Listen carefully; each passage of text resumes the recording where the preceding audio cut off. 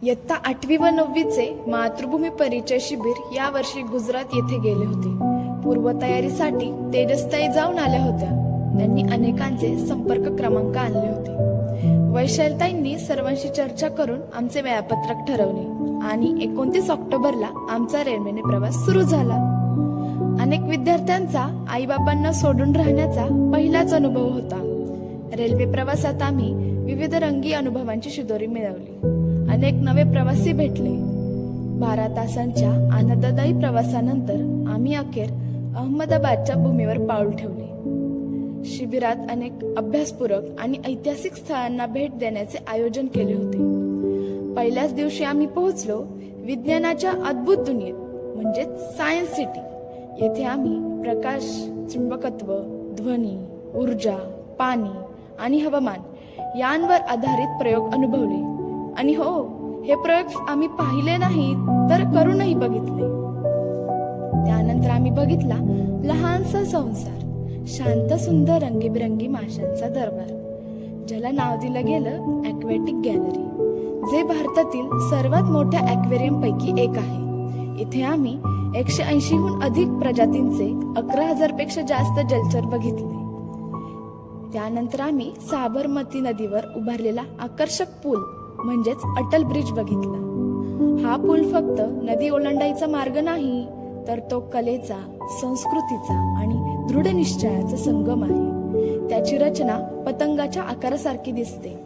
रात्रीच्या वेळी पुलावरचे दिवे त्याला स्वप्नवत रूप देतात. साबरमतीच्या काठावर शांतीचा दरवळ वाहतो. अहिंसेचा मंत्रगात इतिहास इथे जगतो. गांधींचं हे साधं घर पण विचार अतुलनीय. सत्याचा मार्ग दाखवणं हेच त्यांचं धन अमूल्य. अशा या पवित्र साबरमती आश्रमाला आम्ही 3ऱ्या दिवशी भेट दिली. हो, हेच ते स्थळ जिथे महात्मा गांधींनी राष्ट्राच्या स्वातंत्र्याचे स्वप्न साकारले. हरिजन निवास, विनोबा कस्तुरबा निवास या प्रत्येक कुटीचा कोपरा स्वातंत्र्य संग्रामाचा साक्षीदार आहे. चरखा फिरताना जणू म्हणतो, साधेपणा हीच खरी शक्ती आणि स्वावलंबन हेच राष्ट्राचं सामर्थ्य. त्यानंतर आम्ही निघालो शिल्पकलेचा अद्भुत नमुना पाहायला.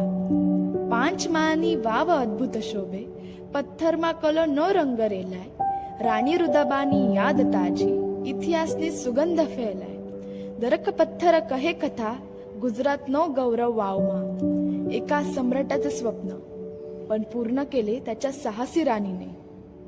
या विहिरीत उतरताना चहूबाजूंचे शिलालेख आपल्याशी संवाद साधू लागतात. दिवस सरतात, राजा राणी काळाच्या पडद्या आड जातात, पण कला आणि संस्कृती शतकानुशतके स्मरणात राहतात.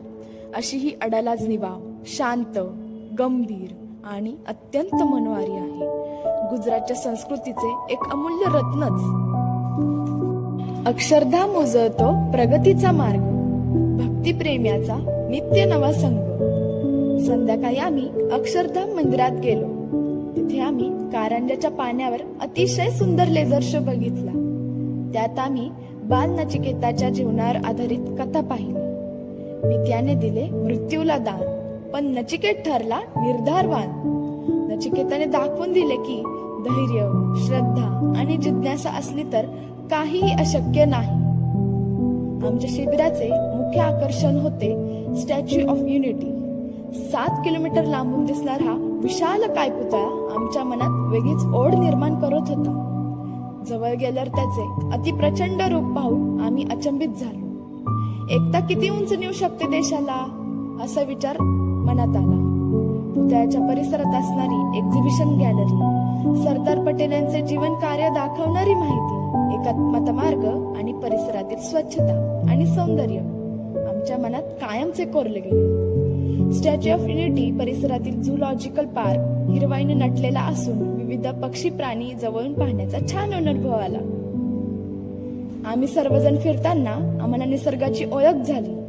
प्राणी, पक्षी यांबद्दल माहिती मिळवली.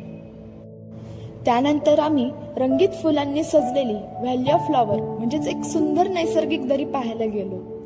तेथील फुलांचा सुगंध, स्वच्छ परिसर आणि हिरवळीने आमचे शिबिर अधिक आनंददायी झाले. रात्री आम्ही पोहोचलो गरुडेश्वर या गावी. गरुडेश्वर हे मन शांती देणारे एक दत्त मंदिर आहे. नर्मदा परिक्रमेची सुरुवात येथूनच होते. शेवटच्या दिवशी आम्ही एकता नगर पासून साधारण 8 किलोमीटर अंतरावर असलेला नंदग्राम या गावी पोहोचलो. प्राचीन संस्कृतीची पुनर्स्थापना हा महत्वाचा उद्देश या प्रकल्पातून पाहण्यास मिळतो. येथील घरे चुना, माती, लाकूड आणि दगड यांचा वापर करून बनलेली आहेत.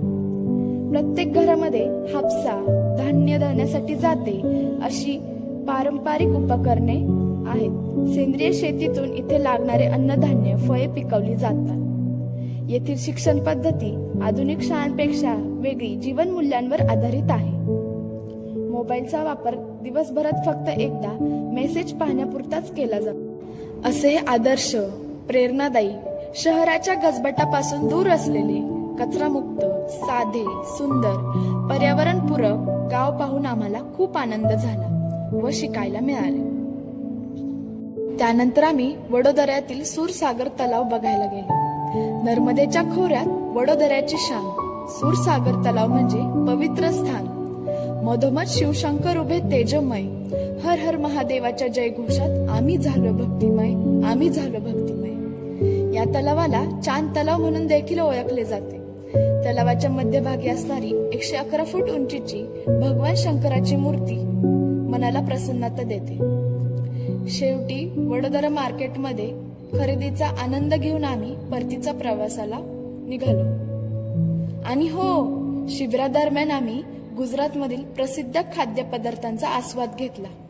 ढोकळा, जिलेबी, फाफडा तसेच चविष्ट गुजराती थाळी खाऊन आम्ही तृप्त झालो. आमच्या शिबिराची अजून एक खासियत म्हणजे गुरुकुलाच्या इतिहासातले हे पहिलेच शिबिर ज्यात केवळ महिला अध्यापिकांनी अतिशय सक्षमपणे शिबिर नेतृत्व केले. या आमच्या नवदुर्गांचा आम्हाला सार्थ अभिमान आहे. असे आमचे विविधरंगी गुजरात शिबिर जीवन समृद्ध करणारे ठरले यात शंकाच नाही. धन्यवाद.